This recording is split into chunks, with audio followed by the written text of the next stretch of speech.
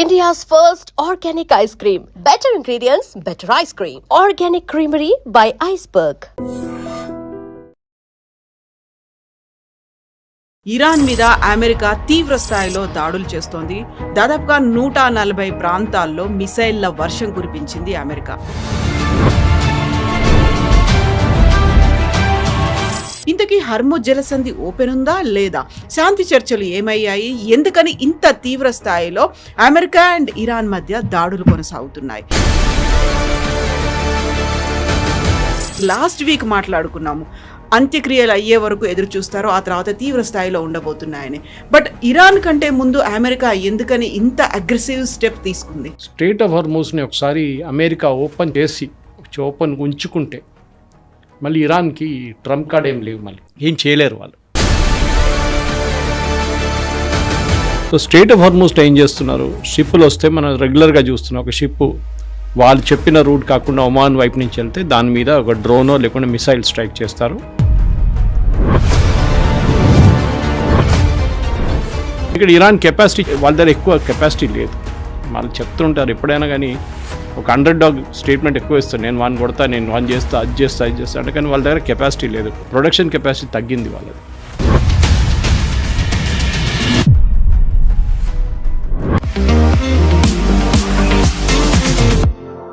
నమస్తే, నేను Kavitha. Welcome to I dream news and నిజాలు. ఇరాన్ మీద అమెరికా తీవ్ర స్థాయిలో దాడులు చేస్తోంది. దాదాపుగా 140 ప్రాంతాల్లో మిసైళ్ల వర్షం కురిపించింది అమెరికా. ప్రతి దాడులని ఇరాన్ చేస్తోంది. హర్ముజ్ జలసంధి మూసేసినట్టుగా అనౌన్స్ చేసింది. బట్ అమెరికాకు చెందినటువంటి సెంట్రల్ కమాండ్ మాత్రం హర్ముజ్ జలసంధి ఓపెనే ఉంది అనేటువంటి మాట చెప్తోంది. దీంతో పాటుగా మొస్తఫా ఖమేనీ ఇరాన్ మీద, అందులోనూ ఆయతుల్లా అలీ ఖమేనీని చంపినటువంటి 13 దేశాధినేతలకు సంబంధించి ఒక థ్రెట్ అనేది రిలీజ్ చేశారు. ఆ 13 మంది తమకు శత్రువులుగా పరిగణిస్తున్నట్టుగా అనౌన్స్ చేశారు. దీంతో పాటుగా గల్ఫ్ కంట్రీస్ ఏవైతే అమెరికాకు మద్దతుగా ఉన్నాయో వాటిని కూడా టార్గెట్ చేసుకుని ఇరాన్ దాడులు కొనసాగిస్తోంది. ఇంతకీ హర్ముజ్ జలసంధి ఓపెన్ ఉందా లేదా? శాంతి చర్చలు ఏమయ్యాయి? ఎందుకని ఇంత తీవ్ర స్థాయిలో అమెరికా అండ్ ఇరాన్ మధ్య దాడులు కొనసాగుతున్నాయి? మనతో పాటుగా ఉన్నారు సీనియర్ జర్నలిస్ట్ సురేష్ కోచతిల్ గారు. సార్ నమస్తే. సో మనం లాస్ట్ వీక్ మాట్లాడుకున్నాము, అంత్యక్రియలు అయ్యే వరకు ఎదురు చూస్తారో ఆ తర్వాత తీవ్ర స్థాయిలో ఉండబోతున్నాయని. బట్ ఇరాన్ కంటే ముందు అమెరికా ఎందుకని ఇంత అగ్రెసివ్ స్టెప్ తీసుకుంది? దీంట్లో అన్నిటికంటే పెద్ద ప్రైజ్ ఇప్పుడు స్ట్రెయిట్ ఆఫ్ హార్మోజ్. ఇరాన్ కాదు, న్యూక్లియర్ వెపన్ కాదు, మిసైల్ కాదు, డ్రోన్ కాదు. స్ట్రెయిట్ ఆఫ్ హార్మోజ్ని ఒకసారి అమెరికా ఓపెన్ చేసి ఓపెన్ ఉంచుకుంటే మళ్ళీ ఇరాన్కి ట్రంప్ కార్డ్ ఏం లేవు, మళ్ళీ ఏం చేయలేరు వాళ్ళు. వాళ్ళ main point strait of Hormuz. So strait of హార్మోజ్లో ఏం చేస్తున్నారు, షిప్పులు వస్తే మనం రెగ్యులర్గా చూస్తున్నాం. ఒక షిప్ వాళ్ళు చెప్పిన రూట్ కాకుండా ఒమాన్ వైపు నుంచి వెళ్తే దాని మీద ఒక డ్రోనో లేకుండా మిసైల్ స్ట్రైక్ చేస్తారు. ఇమ్మీడియట్గా అమెరికా వాళ్ళ మీద దాడి చేస్తారు, ఇరానియన్ పొజిషన్ మీద. ప్రొపోర్షనేట్ రెస్పాన్స్ అంటే మీరు 2 మిసైల్ కొడితే మేము 2 మిసైల్ కొడతాం. దాని తర్వాత అమెరికాకు అర్థమైపోయింది ఒక 5-6 రోజుల ముందు ఇది నడవదు, we have to scale up the operation అని. సో వాళ్ళు ఏం చేశారంటే మీకు చెప్పినట్ల లాస్ట్ వీక్ ఫ్రైడే అనుకుంటా, ఫ్రైడే రాత్రి 80 సైట్స్ మీద దాడి చేశారు. 80 సైట్స్ అంటే ఇదంతా స్ట్రెయిట్ ఆఫ్ హార్మోజ్ నుంచి వచ్చిన అదే రూట్ నుంచి ఎక్కడెక్కడ ఈ చిన్న చిన్న బోట్లతోని వీళ్ళు ఫైర్ చేస్తున్నారో లేకుంటే ఫిక్స్డ్ పొజిషన్ నుంచి ఫైర్ చేస్తున్నారో దాని మీద దాడి చేశారు అమెరికా. చాలా నష్టాలు జరిగినాయి ఇరాన్కి. వాళ్ళు చెప్పట్లేదు కానీ దర్ హ్యూజ్ డ్యామేజ్. ఇది ఎప్పుడూ చేయాలండి అమెరికా, చేయలేదు. వాళ్ళు చేసిన అన్నిటికంటే పెద్ద తప్పు అది. దాని తర్వాత మళ్ళీ ఒక సిప్రియాట్ షిప్ అనుకుంటా, దాని మీద దాడి చేసి ఇండియన్ సీఫేరర్స్ ఉన్నారు, దాంట్లో ఒకరికి అనిపించట్లేదు, 10 మంది బయటపడ్డారు, వాళ్ళని రెస్క్యూ చేశారు. దాని తర్వాత అమెరికా 140 స్థానాల మీద దాడి చేశారు. ఇప్పుడు ఇరాన్ ఏమవుతుందంటే ఈ మిలిటరీ పార్లెన్స్లో కవిత గారు ఒక టర్మ్ ఉంటుంది, డిగ్రేడేషన్ అని. మీరు మొత్తం ధ్వంసం చేయక్కర్లేదు, మీరు డిగ్రేడ్ చేయొచ్చు వాళ్ళ కెపాసిటీని. మెల్లమెల్లగా కోసుకుంటూ వెళ్తే వాళ్ళకి లాస్ట్ కెపాసిటీ ఉంటుంది. అది ఇప్పుడు జరుగుతుంది. మొన్న ఇరాన్ చేసిన దాడిలో మీరు చూసుంటారు, వాళ్ళు షిప్స్ మీద దాడి చేశారు. ఇప్పుడు లాస్ట్ 24 అవర్స్లో వాళ్ళు దాడి చేయలేకపోతున్నారు. ఎందుకంటే ఎప్పుడైనా వాళ్ళు దాడి చేసినప్పుడు క్లియర్గా శాటిలైట్ ఇమేజరీ ఉంటుంది అమెరికా దగ్గర. ఎందుకంటే వాళ్ళ శాటిలైట్స్ అంతా ఆ ఏరియాలో ఫోకస్డ్ ఉంది. వాళ్ళకి క్లియర్గా తెలిసిపోతుంది ఏ లాటిట్యూడ్ ఏ లాంజిట్యూడ్ నుంచి ఇది మిసైల్ బయటకు వచ్చిందని, లేకుంటే ఏ బోట్ ఎక్కడి నుంచి బయటకు వెళ్ళింది, చిన్న బోట్స్ ఎక్కడ వెళ్ళింది. సో వాళ్ళు ఏం చేస్తున్నారంటే అమెరికా ఇప్పుడు వాళ్ళ సెంట్రల్ కమాండ్ ప్రెసిడెంట్ ట్రంప్ ఆదేశాల ప్రకారం వాళ్ళు కంప్లీట్గా దీన్ని డిగ్రేడ్ చేస్తున్నారు. ఇంకొక 10 రోజులు ఇట్లనే బాంబ్ చేసుకుంటూ పోతే ఇరాన్ దగ్గర స్ట్రెయిట్ ఆఫ్ హార్మోస్లో ఏముండదు. ఒకటి మనం అర్థం చేసుకోవాలి, ఇరాన్ దగ్గర అది కాకుండా స్ట్రెయిట్ ఆఫ్ హార్మోస్ ఉన్న చిన్న చిన్న ఆపరేషనల్ యూనిట్స్ కాకుండా వాళ్ళ దగ్గర కెషమ్ ఐలాండ్ చెప్పి ఒక ఐలాండ్ ఉంది. అదే in the top portion of strait of Hormuz. In fact Persian గల్ఫ్లో అన్నిటికంటే పెద్ద ఐలాండ్ అది. ఆ ఐలాండ్లోనే ఐఆర్జీసీ వాళ్ళందరూ ఉన్నారు. సివిలియన్స్ ఉన్నారు కానీ బహుశా ఒక 50,000 మంది అంతా ఉన్నారు, కానీ మిగతా అంతా ఐఆర్జీసీ వాళ్ళు. అమెరికా ఏం చేస్తున్నాడు, ఇప్పుడు దాని మీద కన్సిస్టెంట్గా దాడి చేస్తున్నారు. ఒకసారి కెషమ్ ఐలాండ్ని కొట్టేస్తే వాళ్ళ మెయిన్ వెపన్ పోతుంది. రెండవది Iran life line Bandar Abbas వాళ్ళ మెయిన్ పోర్ట్, అది దీని పక్కనే కొంచెం ఒక మేబీ అనదర్ 50 నుంచి 60 కిలోమీటర్ దూరంలో ఉంటుంది. దాని మీద కూడా కన్సిస్టెంట్గా దాడి చేస్తున్నారు. ఇరాన్కి వచ్చే సరుకులంతా 2-3 రూట్లు ఉన్నాయి. ఒకటి పాకిస్తాన్ నుంచి వస్తుంది బై రోడ్, ఇంకోటి తజికిస్తాన్ నుంచి బై ట్రైన్, అది చైనా నుంచి కూడా వీళ్ళు మిసైల్ పార్ట్స్ తెచ్చుకోవడానికి యూజ్ చేస్తారు వాళ్ళు. సో ఇది వాళ్ళ 2 రూట్స్. రెండో రూట్, మూడో రూట్ ఏమో బందర్ అబ్బాస్. బందర్ అబ్బాస్లో రావాలంటే మీరు అరేబియన్ సీ నుంచి వచ్చి స్ట్రెయిట్ ఆఫ్ హార్మోస్ నుంచి ఎంటర్ అయ్యి మళ్ళీ ముందుకు వెళ్ళాలి. ఇప్పుడు అమెరికా దాన్ని బాంబ్ చేస్తున్నారు రెగ్యులర్గా. రెండోది ఏం చేశారంటే మొన్న జరిగిన ఫ్యూనరల్ టైంలో, ఫ్యూనరల్ రోజే మషాద్ దగ్గర ఒక మెయిన్ బ్రిడ్జ్ ఉండే, ఈ రైల్వే లైన్ తజికిస్తాన్కి వెళ్ళే లైన్ని, దాన్ని కట్ చేసేసారు అమెరికా, అంటే బాంబ్ చేసేసారు. దాంతో 2-3 ఇండికేషన్స్ వెళ్ళిందని. ఒకటి, మషాద్లోనే మేము కొట్టాము, అది ఫ్యూనరల్ నడుస్తుంది, అదే టైంలో జరిగింది ఇది.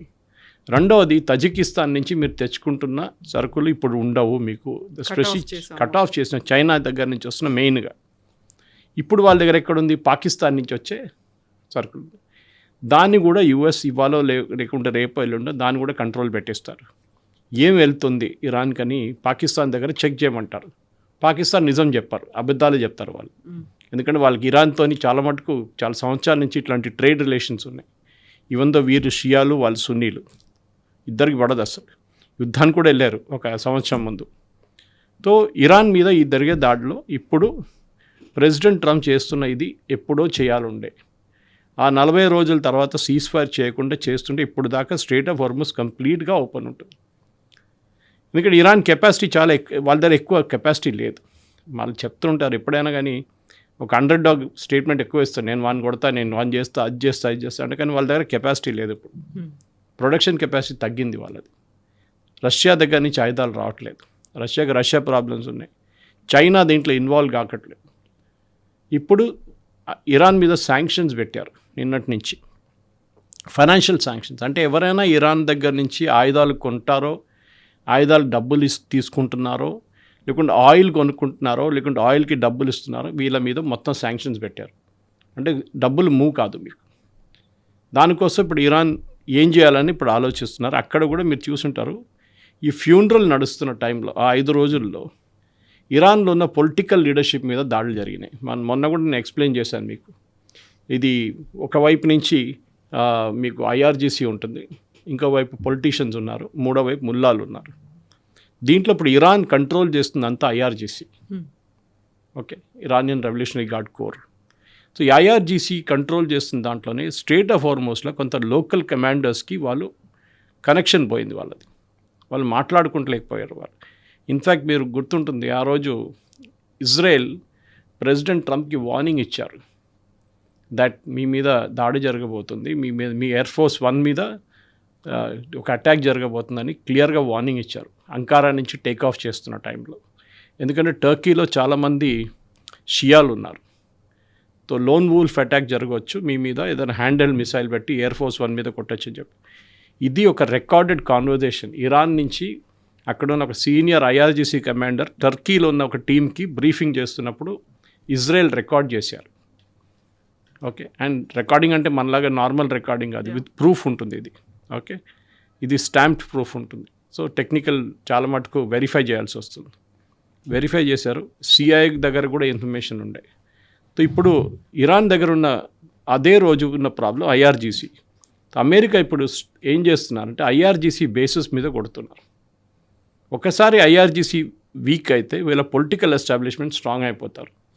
నేను ఇదే చెప్తాను, మొన్న జరిగిన ఫ్యూనరల్ ప్రొసెషన్ టైంలో ఇరానియన్ ప్రెసిడెంట్ పెసికిషాన్ మనకు తెలిసింది, ఆయన మీద దాడి జరిగింది. ఆయన సెక్యూరిటీ డీటెయిల్ ఆయన చుట్టూ ఉన్న సెక్యూరిటీ డీటెయిల్ని గుంజేసుకున్నారు క్రౌడ్. అరాచీని రాళ్ళతో కొట్టారు. ఆలోచించండి. అంటే యూఆర్ ఆల్ విత్ అమెరికన్స్, మీరు అమెరికన్స్తోని కుమ్మకైనా మీరు వాళ్ళ మాట వింటున్నారని చెప్పి వీళ్ళ మీద దాడి చేస్తున్నారు. ఇప్పుడు చెప్పండి, వీళ్ళు ఎందుకు ఇప్పుడు ఒమాన్ కానీ ఖత్తర్కి ఎందుకు వెళ్తారు? వీరు వెళ్ళరు. ఒకటి, వాళ్ళ మీద ప్రెషర్, డొమెస్టిక్ ప్రెషర్ ఉంది. రెండోది, వాళ్ళకి ఖత్తర్ మీద మీరు దాడి చేశారు, మొన్న ఖత్తారీ షిప్ మీద దాడి చేశారు. అంటే ఐఆర్జీసీ వాళ్ళు కావాలని చెప్పి ఖత్తర్ మీద దాడి చేస్తున్నారు. మీరు అర్థం చేసుకోండి నేను స్ట్రాటజీ.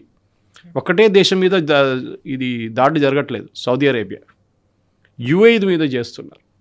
ఎందుకు యుఏఈ మనం అర్థం చేసుకోవాలి. 2023లో ఒక ప్రాబ్లం ఉండే ఇరాన్కి.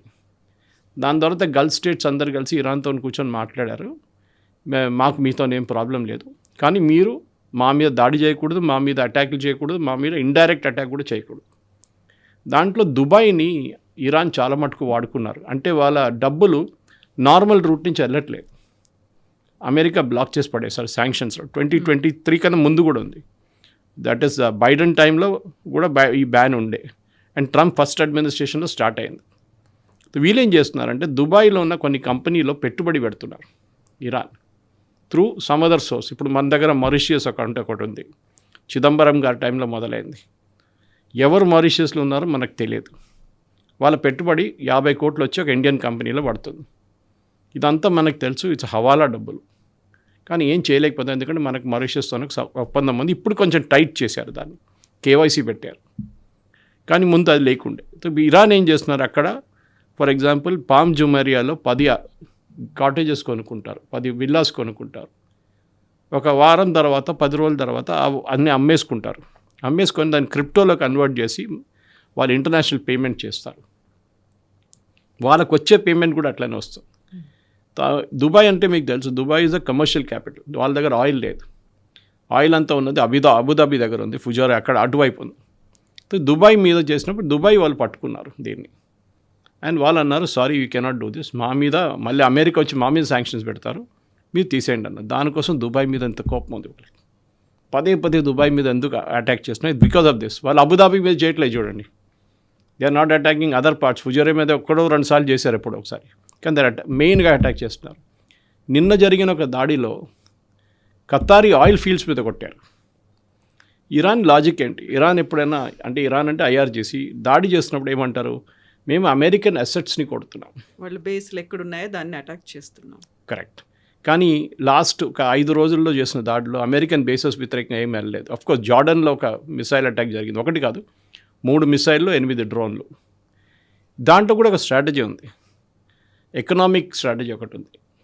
ఇరాన్ ఏం చేస్తారు, ఒక 25 డ్రోన్లు ఫైర్ చేస్తారు ఒకటేసారి, దాంతోపాటు ఒక 3 మిసైల్ కూడా ఫైర్ చేస్తారు. ఇది వాళ్ళు అడ్డుకోవాలంటే ఫర్ ఎగ్జాంపుల్ యూఏఈ అనుకోండి, యూఏఈ దగ్గర అఫ్కోర్స్ ఐరన్ డోమ్ ఉంది. మనం ఖత్తర్ తీసుకుందాం. ఖత్తర్ ఏం చేస్తారు, దాన్ని అడ్డుకోవడానికి అమెరికన్ పేట్రియట్ మిసైల్స్ వాడతారు. ఒక్కొక్క పేట్రియట్ మిసైల్ $1 మిలియన్. మీరు అది ఫైర్ చేస్తారు, అక్కడి నుంచి వాడు 25 డ్రోన్లు పంపిస్తున్నాడు. మీరు ట్యాకిల్ చేయాలంటే మినిమం మీరు ఒక 10 మిసైల్స్ కొట్టాల్సి వస్తుంది మినిమం. అది కూడా అన్నీ అడ్డుకోలేదు, ఎందుకంటే మీ 25 వస్తున్నాయి. సో హోప్ఫుల్లీ మీరు ఎక్కడో 10 డైరెక్షన్ తప్పిపోతుందని చెప్పి మీరు క్యాల్కులేట్ చేస్తారు. అది టిపికల్ డ్రోన్ టెక్నాలజీ అట్లా వర్క్ అవుతుంది. ఏం చేస్తున్నారు వీళ్ళు, ఫైరింగ్ చేస్తున్నప్పుడు ఈ $1 మిలియన్ ఖర్చు అవుతుంది. అక్కడి నుంచి వస్తున్న డ్రోన్లు $20,000 డ్రోన్, లేకుంటే ఒక నాట్ ఈవెన్ $500,000, 1/4 మిలియన్ అనుకోవచ్చు ఒక మిసైల్. తో వీళ్ళు ఒక్కొక్కసారి ఫైర్ చేస్తున్నప్పుడు వీళ్ళ ఖర్చులు ఎక్కువ అవుతుంది. సో దానికి ఒక ఎకనామిక్ స్ట్రాటజీ వాళ్ళది, ఇరాన్ది. వీళ్ళు ఎన్ని రోజులు పేట్రియట్ మిసైల్స్ కొనుక్కుంటారు. అమెరికా దగ్గరే పేట్రియట్ మిసైల్స్ అయినప్పుడు ఇప్పుడు వాళ్ళు ఖత్తర్కి ఎందుకు ఇస్తారు, సౌదీ అరేబియాకి ఎందుకు ఇస్తారు, కువైత్కి ఎందుకు ఇస్తారు, బహ్రెయిన్కి ఎందుకు ఇస్తారు? దానికోసం మొన్న జరిగిన ఒక దాడిలో ఇది ఎక్కువ పబ్లిసిటీ రాలేదు, కానీ ఈవెన్ అల్మంగ్ ద గల్ఫ్ స్టేట్ వాళ్ళు కొంచెం లో వాల్యూమ్గా ఉంచుకున్నారు దీన్ని. ఖత్తర్ అండ్ బహ్రెయిన్ కలిసి ఇరాన్ మీద దాడి చేశారు. ఎందుకంటే వాళ్ళు చిన్న countries compare to say Saudi Arabia, లేకుంటే ఖత్తర్ కూడా చాలా చిన్నది, 167 కిలోమీటర్లు అంతే. కానీ అట్ లాంగెస్ట్ పాయింట్ మీరు ఒక సౌదీ అరేబియా, యుఏఈ పెద్ద దేశాలు, కానీ బహ్రెయిన్ అనుకో చాలా చిన్న. సో వాళ్ళు ఏం చేస్తారు, మేము ఎక్కువ రోజులు ఇది అడ్డుకోలేము, we cannot spend money fighting this first అని చెప్పి వాళ్ళ ఎయిర్క్రాఫ్ట్ యూజ్ చేసి బాంబ్ చేశారు ఇరాన్ని. దానికోసం 3 రోజులు ముందు జరిగిన ఒక బాంబింగ్లో అమెరికా అన్నారు మేము చేయలేదు. ఒక మాట ఉంది క్లియర్గా, అమెరికన్ సెంట్కామ్ బాంబ్ చేస్తే వాళ్ళు క్లియర్గా చెప్తారు, వాళ్ళ ఎక్స్ హ్యాండిల్లో పెడతారు వాళ్ళు, that we have bombed 140 locations 80 locations అని చెప్పేసి పేరుతో సహా చెప్తారు వాళ్ళు. కానీ మొన్న జరిగిన దాడిలో they didn't make any such announcement. కానీ ఇరాన్ అన్నారు మా మీద 8 మిసైల్స్తో ఫైరింగ్ జరిగింది, చాలా డ్యామేజ్ జరిగింది, 3 ఇంజర్డ్ అయ్యారు. దట్ వాజ్ దిస్ వీళ్ళిద్దరు. సో గల్ఫ్లో ఒక యుద్ధం ఇప్పుడు మారిపోతుంది. అమెరికా చాలా క్లియర్గా ఎప్పటి నుంచో గల్ఫ్ దేశాలకు చెప్తున్నారు మీరు కూడా మాతో రండి, అప్పుడు వీ కెన్ ఫైట్. నేటోని కూడా అదే అన్నారు, నేటో కూడా రాలేదు. అమెరికా ఏం చేస్తున్నారంటే వాళ్ళ బేస్ ఇంకొక రీథింక్ జరుగుతుంది అమెరికాలో. ఈ బేసులు పెట్టుకోవాలని ఉందా గల్ఫ్ రీజన్లో అని చెప్పి ఇప్పుడు ఆలోచిస్తున్నారు వాళ్ళు. ఇన్ఫ్యాక్ట్ చాలా బేసెస్ వాళ్ళు వెకేట్ చేశారు, వాళ్ళ మ్యాన్ పవర్ లేదు అక్కడ, హోటల్స్కి షిఫ్ట్ చేశారు వాళ్ళు. దుబాయ్ కానివ్వండి, ఖత్తర్లో కానివ్వండి, even Kuwait and Bahrain also. Bahrain దగ్గర వాళ్ళ 5th ఫ్లీట్ ఉంది, నేవల్ ఫ్లీట్ ఉంది, వాళ్ళని కూడా షిప్స్ అంతా అక్కడి నుంచి మూవ్ చేసేసారు వాళ్ళు. సో ఎందుకంటే ships are sitting targets, sitting ducks అంటాం మన ఇంగ్లీష్లో. వాడిని ఫాస్ట్గా మీరు మూవ్ చేయలేరు, ఎయిర్క్రాఫ్ట్ లాగా కాదు. ఎయిర్క్రాఫ్ట్ విత్ ఇన్ సెకండ్స్ మీరు ఇంకో దేశానికి తీసుకెళ్ళిపోవచ్చు. ఇది జరుగుతుంది ఇప్పుడు. సో అక్కడి నుంచి అమెరికా వెకేట్ చేయడం మొదలు పెడతా. ఇరాన్ స్ట్రాటజీ అది. ఇరాన్ స్ట్రాటజీ ఎప్పటి నుంచో ఏంటంటే ఇప్పుడు కాదు, వాడు 45 సంవత్సరాల ముందు నుంచి అమెరికాతో జరుగుతున్న ఈ ఘర్షణలో వాళ్ళకి చాలా క్లియర్గా అమెరికన్ అసెట్స్ని ఆ రీజన్లో ఉంచుకోకూడదు. ఏ రోజు అమెరికన్ మిలిటరీ అక్కడి నుంచి మూవ్ అయిపోతుందో సౌదీ అరేబియా లాంటి పెద్ద దేశాలు టోటలీ ఇన్స్టేబుల్ అయిపోతారు. Unstable totally. Even Qatar for that matter. ఎంత డబ్బులు ఉన్నా కానీ మీ సొంత ఆర్మీ కంట్రోల్ చేయలేకపోతే పోతుంది. దానికోసం సౌదీ అరేబియా పాకిస్తాన్ తెచ్చి పెట్టుకున్నారు అక్కడ. వాళ్ళ దగ్గర వాళ్ళ ఆర్మీకి ఎంత కెపాసిటీ లేదు. So this is what is happening అనమాట. ఇంకా దీంట్లో ఇంటర్నల్ పాలిటిక్స్ చాలా ఉన్నాయి, కానీ first step, second step, third step జరుగుతుంది. కానీ ప్రెసిడెంట్ ట్రంప్ ఇంకొక 20-25 రోజులు if he continues with this bombing డెఫినెట్గా ఇరాన్ సరెండర్ అని కాదు, కానీ ఇరాన్ కెపాసిటీ పోతుంది. సో అంత్యక్రియలు అయిన వెంటనే ముస్తఫా ఖమేని 13 మందిని టార్గెట్ చేస్తుండగా వాళ్ళ పేర్లను అయితే అనౌన్స్ చేశారు. బట్ ఇదన్నీ కాకుండానే ట్రంప్కు చాలా కీలకమైనటువంటి పర్సన్, ఒక ఫ్రెండ్, సెనేటర్ని కూడా చంపేశారు. దాని వెనకాల ఇరాన్ అండ్ టర్కీ ఉంది అనేటువంటి మాటని డొనాల్డ్ ట్రంప్ చెప్తున్నాడు. సో అది ఇంకొక యుద్ధంగా పరిగణించబోతోందా? లిండ్సీ గ్రామ్ గురించి చెప్తున్నారా? లిండ్సీ గ్రామ్ ఇప్పుడే నేను మీతో కూర్చొని ఇనిషియల్ డిస్కషన్ టైంలో ఒక ఆయన పోస్ట్ మార్టం అని చెప్పలేము కానీ ఆటోస్పీ రిపోర్ట్ వచ్చింది వాళ్ళ కరోనా, సేయింగ్ దట్ ఆయనకు హార్ట్ ప్రాబ్లం ఉండే, ఆ హార్ట్ ప్రాబ్లంతోనే చనిపోయారు. దాంతో ఒక మెడికల్ టర్మ్ కూడా చెప్పారు వాళ్ళు. ఆయనకి Lindsey Graham one of biggest opponent. Lindsey Graham మనం భారతదేశం, మన మీద ఆయన చేసిన అక్రమాలు చాలా తక్కువ కాదు. మన మీద టారిఫ్లు తీసుకొచ్చారు చూడండి, ఇది లిండ్సీ గ్రామ్ పని. అది కాకుండా ఇప్పుడు 500% టారిఫ్ మన మీద పెడుతున్నారని చెప్పి నిన్నటి నుంచి మొన్నటి నుంచి ఇంకొక పుకారు మొదలైంది. ఆయన ఒక రెజల్యూషన్ వాళ్ళ కాంగ్రెస్లో తీసుకొస్తున్నారు, మనం రష్యా దగ్గర నుంచి ఆయిల్ కొంటున్నాం, దానికోసం మన మీద 500% పెనల్టీ పెట్టాలని చెప్పి ఇదే లిండ్సీ గ్రామ్ ప్రపోజ్ చేశారు. కానీ ఇనిషియల్ అజంప్షన్ ఏముండంటే ఆయన మొన్న యుక్రెయిన్ వెళ్ళారు 3 రోజుల ముందు. అక్కడ ఏదైనా పాయిజనింగ్ జరిగిందా అని డౌట్ ఉండే వీళ్ళకి. రష్యా చేపించారు, ఎందుకంటే రష్యా వ్యతిరేకంగా ఇది టోటల్ యాంటీ రష్యన్గా. రష్యా చాలా ఫేమస్ దీంట్లో. వాళ్ళ హిస్టరీ తీస్తే మీరు లండన్లో చేశారు వాళ్ళు ఒకసారి, and I think somewhere in Paris వాళ్ళ ఒపోనెంట్ని ఇట్లానే ప్రెసిడెంట్ పుటిన్ ఒపోనెంట్ని పాయిజన్ చేశారు. అది వాళ్ళ స్పెషాలిటీ. కానీ ఇది I don't think Lindsey Graham issue అది కాదు, ఎందుకంటే ఇప్పుడు మెడికల్ రిపోర్ట్ కూడా వచ్చేసింది, ఆయన డైడ్ ఆఫ్ న్యాచురల్ కాసెస్ అని చెప్పి. సో ఇందులో ట్రంప్ ఉన్నాడు, నెతన్యాహు ఉన్నాడు, ఆ తర్వాత మార్కో రూపియో, పీటర్ హెగ్జెట్ ఉన్నారు, ఇలాంటి జర్మనీ నుంచి నాటో దేశాధినేతలు వీళ్ళందరూ కూడా ఉన్నారు. మెలోని ఎగ్జాక్ట్లీ, మెలోని కూడా ఉంది. సో ఇది ఒక ఎగ్జాస్టివ్ లిస్ట్ అని చెప్పొచ్చు. అంటే నేటో దేశాలు దీంట్లో పార్టిసిపేట్ చేయట్లేదు, కానీ నేటో బేసిస్ అక్కడ ఉంది. అక్కడి నుంచి అమెరికన్ ఎయిర్క్రాఫ్ట్ టేక్ ఆఫ్ చేస్తున్నారని ఒక వీళ్ళకి ఇరాన్కి ఒక సస్పిషన్ ఉంది, which is correct. UK stammer మీద కూడా they have given a list. 13 మందిలో ఆయన కూడా ఉన్నారు. ఆఫ్కోర్స్ దాన్ని సీరియస్గా తీసుకోవాలి, ఎందుకంటే మొన్న ఇరానియన్ స్టేట్ టీవీలో ఒక డిస్కషన్ చూశాను నేను. ఆఫ్కోర్స్ అరబిక్లో ఉండే, సబ్ టైటిల్ పెట్టి చూశాను నేను. దాంట్లో వాళ్ళు ఏమంటున్నారు, అయతొల్లా ఖొమేనీ సటానిక్ వర్సెస్ వచ్చినప్పుడు రాసినప్పుడు సల్మాన్ రుష్దీ మీరు ఒక ఫత్వా ఇష్యూ చేశారు.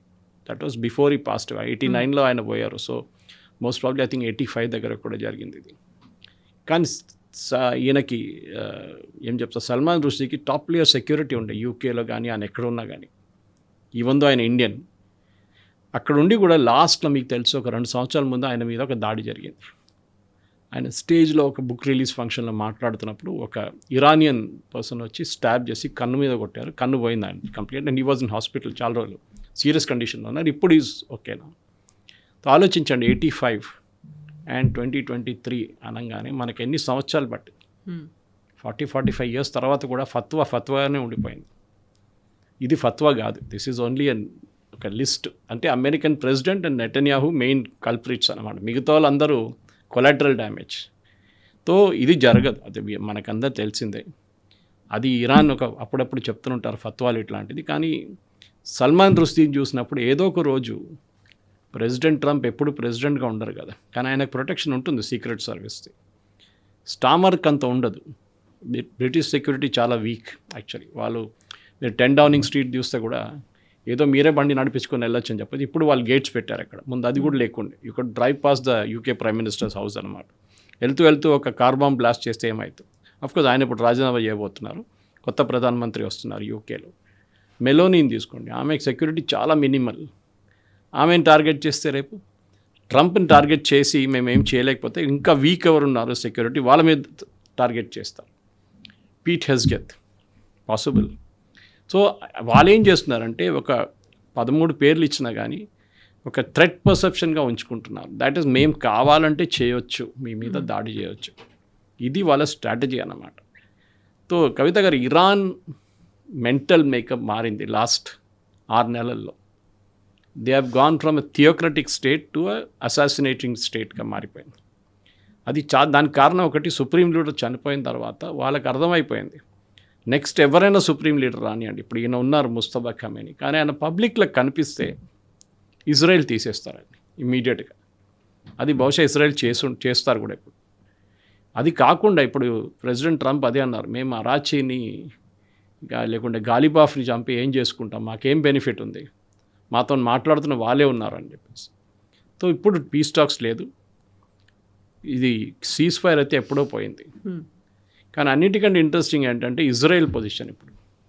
ఇప్పుడు అందరికీ అనిపిస్తుంది ఇజ్రాయెల్ ఎప్పుడు చెప్పిన మాటే కదా, ఇప్పుడు ప్రెసిడెంట్ ట్రంప్ కూడా చెప్తున్నారు. ఇజ్రాయెల్ ఎప్పటి నుంచో చెప్తున్నారు, you can never believe Iran. ఇప్పుడు కాదు, మీరు 45 సంవత్సరాలు 47 సంవత్సరాల ముందు నుంచి కూడా ఇరాన్ ఇదే పొజిషన్లో ఉన్నారు, ఎక్కడ మారలేదు వాళ్ళు. నెగోసియేషన్లో దే ఆర్ ఛాంపియన్స్. కానీ అన్నిటికంటే పెద్ద తప్పు ఇప్పుడు అమెరికాలో కూడా అందరు పెడుతున్నది ఈ మెమరాండమ్ ఆఫ్ అండర్స్టాండింగ్ కాదు. వాళ్ళు అదే అంటారు, ఇంత పువర్లీ ఎవరు డ్రాఫ్ట్ చేస్తారు. Iran will be administrating the strait of Hormuz. Administrating అనగానే ఇరాన్ ఏమన్నారు, మా కంట్రోల్ అంటున్నారు. దాన్ని ఆ వర్డ్ ఎవరు యూజ్ చేశారు? మార్కో రూబియోనా, లేకుంటే స్టీవ్ విట్కాఫ్నా, లేకుంటే జారెడ్ కుష్నర్, లేకుంటే షబాజ్ షరీఫా, అసీం మునీర్ షబాజ్ షరీఫ్కి ఇంగ్లీష్ అంత కంట్రోల్ లేదు, కానీ వీళ్ళకైనా కంట్రోల్ ఉండాలి కదా ఇంగ్లీష్ మీద. ఏ ఎంఓయూ కానీ ఏ ఒప్పందం చేసినా కానీ కవిత గారు చాలా కేర్ఫుల్ ఉండాలి. ఈవెన్ మనం ఒక కాంట్రాక్ట్, మీ స్టూడియోలో అయినా ఒక టెలివిజన్ కాంట్రాక్ట్ సైన్ చేస్తున్నప్పుడు ఫుల్ స్టాపులు కామాలు చూసుకోవాల్సి వస్తుంది. ఎందుకంటే it can be interpreted in any way you want. అంత పెద్ద డిస్ప్యూట్ ఉండదు అనుకోండి అమెరికా ఇరాన్ లాగా, కానీ ఆ డిస్ప్యూట్ని ఎప్పుడైనా చేయవచ్చు. ఇప్పుడు మీరు షిమ్లా అగ్రిమెంట్ తీయండి, డ్రాఫ్టింగ్ ఉంటుంది. ఇండస్ వాటర్ ట్రీటీ డ్రాఫ్టింగ్ ఉంది, కానీ దాంట్లో కూడా చాలా లూపోల్స్ ఉన్నాయి మనకి. అదే లూపోల్స్ మనం పట్టుకున్నాం ఇప్పుడు. సో ఈ లూపోల్ లేకుండా చేయడంలో ఎన్ని రోజులు చర్చ చేసి అన్నీ చేసి ఇంతమంది దాన్ని కన్ఫర్మ్ చేసిన తర్వాత 1.5 పేజెస్లో మీరు తప్పులు లేకుండా ఒక అగ్రిమెంట్ సైన్ చేశారంటే అర్థం కావట్లేదు. అదే టైంలో జేసీపీఏ చూడండి, 169 పేజీలు ఉన్నాయి ప్రెసిడెంట్ ఒబామా టైంలో. దాంట్లో ఒక్క పాయింట్ ఆఫ్ డిస్ప్యూట్ కూడా లేదు. ఎందుకంటే వాళ్ళు 2 సంవత్సరాలు తీసుకొని ఆ కాంట్రాక్ట్ని బ్యాక్ అండ్ ఫోర్త్ చూశాను. నేను ఈ మీడియాలో ఉన్నప్పుడే నేను ఒక ఏం చెప్తారు మెడికల్ బ్యాక్ ఆఫీస్ కంపెనీకి పనిచేశాను. వాళ్ళ దగ్గర నుంచి కాంట్రాక్ట్స్ వస్తుండే. సో నాకు కూడా కాపీ పంపిస్తారు, మీరు చెక్ చేయండి అని చెప్పేసి. 600 పేజీలు ఉంటుండే. అప్పుడు మా బాస్ నేర్పించారు నాకు ఒకటి, zeros are very important in life అని చెప్పి. ఎక్సెల్లో మనం జీరోస్ వాల్యూ లేదనుకుంటాం, కానీ లైఫ్లో వాల్యూ లేదు జీరోస్కి మ్యాథమెటిక్స్లో. కానీ ఎక్సెల్లో పెట్టినప్పుడు, కానీ కాంట్రాక్ట్లో పెట్టినప్పుడు జీరోకి వాల్యూ ఉంటుంది. ఇప్పుడు అదే జరిగింది ఇక్కడ. స్టేట్ ఆఫ్ హార్మోస్ని డిఫైన్ చేయలేదు మీరు క్లియర్గా. మీరు ఏం చెప్తారు న్యూక్లియర్ టెక్నాలజీ గురించి, వాళ్ళ న్యూక్లియర్ టెక్నాలజీ ఎట్లా దాకా దాన్ని క్లియర్గా డిఫైన్ చేయలేదు. ఏ పాయింట్ని డిఫైన్ చేయాలి? ఇప్పుడు అందరు తప్పు పడుతున్నారో ఎంఓయూని. ఎవరు డ్రాఫ్ట్ చేశారు? Who approved it? అది ఏదో చిన్న స్కూల్లో ఎంఓయూ కాదు ఇది, లేకుంటే ఒక చిన్న కంపెనీ ఇంకో కంపెనీ టేక్ ఓవర్ చేస్తున్న ఎంఓయూ కాదు. దిస్ ఈజ్ 2 దేశాల మధ్య నడిచిన చాలా రోజులు జరిచిన చర్చల తర్వాత చేసిన ఎంఓయూలోనే ఈ తప్పులంతా జరిగింది. Now there is no going back. ఇప్పుడు మీరు వెళ్ళి ఏం చర్చలు చేస్తారు? గాలిబాఫ్ కానీ అరాచి కానీ రేపు ఆల్రెడీ వాళ్ళు నిన్న ఖత్తర్ వాళ్ళు వచ్చారు కూడా ఇరాన్కి. ఇంత బాంబింగ్ జరిగిన తర్వాత ఆలోచించి ఖత్తర్ పొజిషన్ అంత వీక్ అయిపోయింది. అఫ్కోర్స్ వాళ్ళ ప్రీవియస్ ఎమీర్ నిన్న చనిపోయారు, ఆయన హీ పాస్డ్ అవే యెస్టర్డే.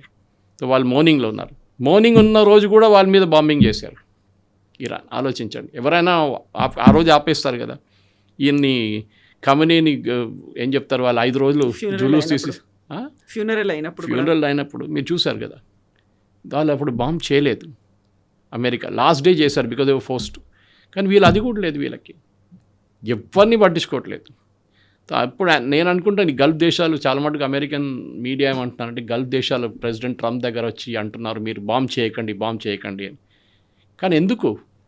ఇదే గల్ఫ్ దేశాలే ఈ సీజ్ ఫైర్ ప్రపోజ్ చేశారు 40 రోజుల తర్వాత. ఆ రోజు నేను అప్పుడు కూడా చెప్పాను కొన్ని డిబేట్స్లో, పాడ్కాస్ట్లో, మనం 40 తర్వాత ఇంకొక 10 రోజులు ప్రెసిడెంట్ ట్రంప్ ఇంకా బాంబ్ చేస్తే ఇరాన్ కంప్లీట్గా సరెండర్ అయిపోతుండే అప్పుడు ఇరానియన్ రెజీమ్స్. అప్పుడు ప్రెసిడెంట్ ట్రంప్ ఒక వర్డ్ వాడారు, ఐ వాంట్స్ అన్కండిషనల్ సరెండర్ అని చెప్పి. ఇప్పుడు ఆయన మాట్లాడలేదు దాని గురించి. ఆ రోజు జరుగుతుండేది, బట్ అది 10 రోజులు పొడిగించలేదు. అదే అక్కడ వచ్చిన తప్పు అన్నమాట. ఎనీవే ఇప్పుడు జరుగుతున్న దాంట్లో చాలా ఇంపార్టెంట్ ఏంటంటే అమెరికా శాంక్షన్స్ పెట్టారు ఇరాన్. అది ఒక చాలా పెద్ద ఎకనామిక్ ఇంపాక్ట్ చేయబోతుంది. ఇప్పుడు సైప్రస్ జెండాతో వెళ్తున్నటువంటి వాణిజ్య నౌక మీద దాడి చేశారు. అందులో 11 మంది భారతీయులు ఉన్నారు. 10 మందిని రెస్క్యూ చేశారు. ఒక ఆయన ఇప్పటికీ కూడా కనిపించట్లేదు అనుకున్నప్పుడు భారతదేశం కూడా రెస్పాండ్ అయింది. ఇప్పుడు ఓన్లీ ఆ 3 దేశాల మధ్య సమస్య కాదు. ఇప్పుడు హర్ముజ్ మనం ఎంత ఇండో పసిఫిక్ రీజియన్లో ఎంత స్ట్రాటజిక్ పార్ట్నర్షిప్ అవన్నీ మనం డెవలప్ చేసుకుని డీల్స్ పెట్టుకున్నప్పటికి కూడా మన మీద అటాక్ చేశారంటే సైప్రస్ జెండాతో భారతీయులు ఎందుకున్నారు? లేకుంటే అది మన వాణిజ్య నౌకనా? అక్కడ ఉన్నటువంటి క్లారిటీ ఏంటి అసలు? దాని పాత పేరు ఒక ఇండియన్ పేరు లాగా ఉంది. ఈ షిప్స్ ఇప్పుడు కవిత గారు, అది మీరు ఇంటర్నేషనల్ మ్యారిటైమ్ ఆర్గనైజేషన్ చూస్తే, లేకుంటే లండన్లో ఉన్న వాళ్ళ మ్యారిటైమ్ ట్రాకింగ్ సిస్టమ్ చూస్తే, ఈ షిప్స్ ఇప్పుడు స్పెషల్లీ ఇట్లాంటి క్రైసిస్ సిచ్యువేషన్లో పేరు మార్చుతారు వాళ్ళు. మీరు ఆలోచించండి, మొన్న Khattar flagged ship LPG tanker move అవుతున్నప్పుడు దాని మీద కొట్టారు ఇరాన్. అంటే నాకు ఇప్పుడు చెప్పండి, ఖత్తర్ని వాళ్ళు అర్థం చేసుకోరా? ఖత్తర్ ఫ్లాగ్ వాళ్ళకి తెలియదా? ఖత్తర్ క్యాప్టెన్తో మాట్లాడుతున్నారు వాళ్ళు, మీరు ఆ రూట్లో ఎందుకు వెళ్తున్నారు, మా రూట్ పోయినారు అని చెప్పి మాట్లాడి ఆర్గ్యుమెంట్ జరిగింది వీళ్ళ నడిమిట్లో. It's on the net. అంటే వాళ్ళకి తెలుసు that is a Qatari ship అని చెప్పి అప్పుడు కూడా కొట్టారు వాళ్ళ మీద. అంటే వాళ్ళకి భారతదేశమో ఖత్తరో లేకుంటే సౌదీ అరేబియా లేకుంటే కువైత్ బహ్రెయిన్ ఏ డిఫరెన్సియేషన్ లేదు. ఇరాన్లో ఉన్న రెవల్యూషనరీ గార్డ్, అదే చెప్పింది చూడండి, కెషమ్ ఐలాండ్ కానీ మిగతా చోట్లలో స్టేట్ ఆఫ్ హార్మోస్లో ఉన్న రెవల్యూషనరీ గార్డ్స్ బహుశా రెబెల్గా మారిపోయారు వాళ్ళు. వారు రేపు ఇంకో సపరేట్ దేశంగా కూడా వాళ్ళు అనౌన్స్ చేయొచ్చు. వాళ్ళు ఆ పొజిషన్లో ఉన్నారు వాళ్ళు ఇప్పుడు. సో కంట్రోల్ లేదు, సెంట్రల్ లీడర్షిప్కి కంట్రోల్. ఆర్మీలో ఎప్పుడు ఒక కమాండ్ అండ్ కంట్రోల్ సిస్టమ్ ఉంటుంది. పైనుంచి ఆర్డర్ ఇస్తే కన్సిస్టెంట్గా, అది ఏ యూనిఫామ్ ఫోర్సెస్ కానీ ఉంటుంది, అది పోలీస్ కానివ్వండి పారామిలిటరీ కానివ్వండి, పైనుంచి ఆర్డర్ ఇస్తే అది ఫాలో చేయాల్సింది. యూ కెనాట్ క్వశ్చన్ బ్యాక్, ఎందుకు అని ఎప్పుడు అడగకూడదు. కానీ ఇరాన్లో ఎప్పుడు జరుగుతుంది ఏంటంటే తెహరాన్కి కంట్రోల్ లేదు. స్టేట్ ఆఫ్ హార్మోస్లో ఉన్న వాళ్ళ మీద కంట్రోల్ లేకపోయింది. పాసిబ్లీ అక్కడ కొంతమంది ఇంగ్లీష్లో అంటారు రెనగేట్ కమాండర్స్ అంటారు, అంటే కొంచెం రెబెల్ కమాండర్స్ ఇప్పుడు వాళ్ళు దాడి చేస్తున్నారు షిప్పుల మీద. వాళ్ళ స్ట్రాటజీ ఏంటనేది నేను అల్ జజీరాలో ఒక న్యూస్ ఐటమ్ని చూశాను. పాసిబ్లీ చర్చలు నడుస్తున్నప్పుడు, చర్చలు మొదలవుతుంది అనగానే 2 దేశాలు ఎప్పుడు అటాక్ చేయడానికి రెడీగా ఉంటారు. ఒకటి ఇజ్రాయెల్, ఇంకోటి ఈ ఐఆర్జీసీ వాళ్ళు. ఐఆర్జీసీ వాళ్ళు ఎప్పుడు వీళ్ళు వెళ్తున్నారు ఖత్తర్కి అనగానే, ఆర్ ఖత్తర్ వాళ్ళు ఇరాన్కి వస్తున్నారు కానీ ఆ రోజు దాడి జరిగింది. అంటే చర్చలు ఆపడానికి చేస్తున్నారు వాళ్ళు. అండ్ దిస్ ఐఆర్జీసీకి చర్చలు వద్దంటున్నారు. మీరు చెప్పాను చూడండి, పెస్కేషన్ ఆయన మీద దాడి చేశారు, అరాచీని రాళ్లతో కొట్టారు. అంటే వాళ్ళకు చర్చలు వద్దు. ఒక ఐఆర్జీసీలో ఒక పెద్ద ఫ్యాక్షన్కి ఈ చర్చలనే అక్కర్లేదు అమెరికాతో. మేము ఒక నార్త్ కొరియాగా ఉండిపోతాం, కానీ మేము అమెరికాతో చర్చలు జరపము. ఎందుకంటే చర్చలు ఎక్కడికి వెళ్ళదు ఆనెస్ట్లీ. అది పాకిస్తాన్ కానీ ఖత్తర్ కానీ ఈవెన్ ఒమాన్ చెప్తున్నప్పుడు కూడా చాలా మటుకు ఇది ఎక్కడ వెళ్ళదు. ఒమాన్ రోల్ చాలా ఇంపార్టెంట్ ఉండే, వాళ్ళ మీద దాడి చేశారు. మళ్ళీ ఒమాన్ జేసీపీ అగ్రిమెంట్ మీకు గుర్తుంటుంది, ప్రెసిడెంట్ ఒబామా టైంలో. దాంట్లో మెయిన్ ప్లేయర్ ఒమాన్ ఉండే నెగోసియేషన్స్లో. అప్పటి నుంచి వాళ్ళు ఇరాన్తో మాట్లాడుతున్నారు.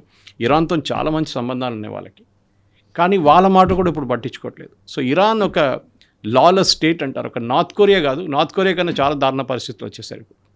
నార్త్ కొరియా అట్లీస్ట్ వాళ్ళు పని చూసుకుంటే వాళ్ళు కూర్చుంటారు ఒక చోట్ల, వాళ్ళు ఎక్కువ గొడవ చేయరు వాళ్ళు.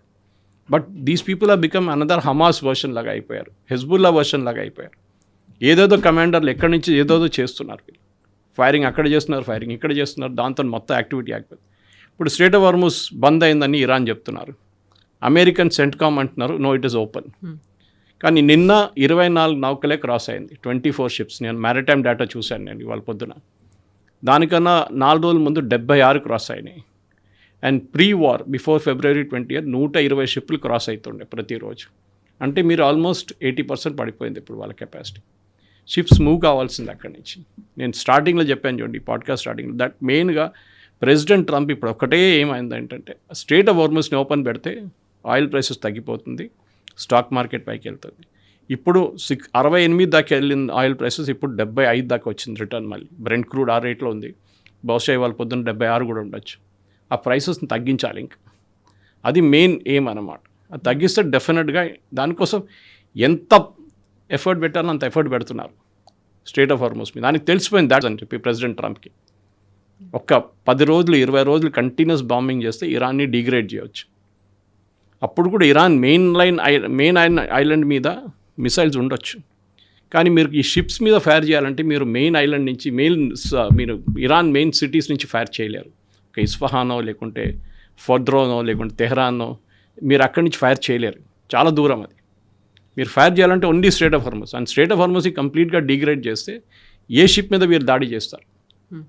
ఓకే, 80% ఆల్రెడీ తగ్గిపోయింది. అప్పుడు ఇంకొక 10% తగ్గిస్తే దెన్ షిప్స్ ఈజీగా మూవ్ కావచ్చు. అండ్ యూఎస్ సెంట్కామ్ అంటున్నారు మీకు ప్రొటెక్షన్ మేము ఇస్తాం, వీఆర్ దేర్ విత్ యూ. కానీ ఇక్కడే నేటో కూడా రావాలి. నేటో టైం నేటో వచ్చి నేటో కూడా దీంట్లో సహాయం చేయాలి. ఎందుకంటే జార్జియా మెలోని కానీ జర్మన్ ఛాన్సలర్ని థ్రెటన్ చేస్తే మళ్ళీ వాళ్ళు కూడా యుద్ధాల్లో రావాలి కదా. ఎగ్జాక్ట్లీ, వాళ్ళు కూడా even care stammer for that matter, Britain కూడా దిగాలి. ఎనీవే మా పిఎంని మీరు థ్రెటన్ చేశారు, లేచే మేము కూడా వస్తున్నాం యుద్ధానికి, మేము we are already in war with you అని చెప్పి ఇది చేయాల్సింది. అండ్ బహుశా I think every 24 hours situation మారుతుంది. కానీ నేనైతే ఇప్పుడు కూడా నా అంచనా ఏంటంటే they should attack, consistently attack చేస్తే వాళ్ళని డిగ్రేడ్ చేయవచ్చు. దీంట్లో హిస్టరీలో చాలా ఎగ్జాంపుల్స్ ఉన్నాయి మీకు.